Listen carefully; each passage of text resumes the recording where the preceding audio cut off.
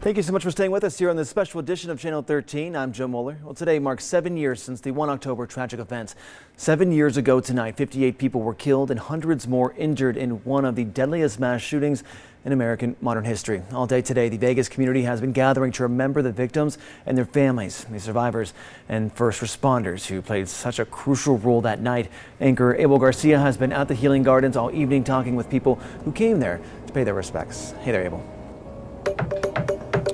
Joe, as you know, this is something that, of course, many people have mourned for many years now. It's been 7 years since that terrible and devastating day. As you just mentioned right now, 58 lives were taken on that day. So, of course, this healing garden here that you see behind me is so critical. As people walk around and see those faces of the individuals that were victims in this deadly shooting, it really hits home for you. It really resonates with you. And of course, this was something that we also see that while this was very devastating and very tragic for our community, it also shows how strong Las Vegas is. It allowed us to bounce back, to become resilient, and to grow from this, and to also learn from this, and to strengthen our entire community. As you can see in this video that you're seeing there now, again, those faces, all those different memories of all those individuals who unfortunately lost their life on this day 7 years ago, something that we will always remember here in our community. And joining me right now are actually two volunteers who helped make this garden possible. You two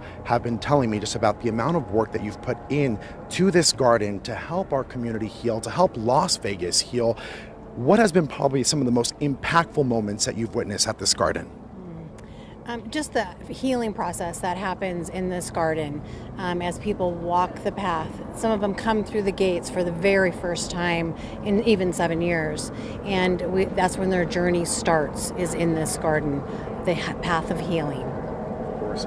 And the fact that this all started, on October 2nd in 2017, somebody pulled out a piece of paper, drew a sketch. 4 days later, we had this built. How does that show how resilient our community is?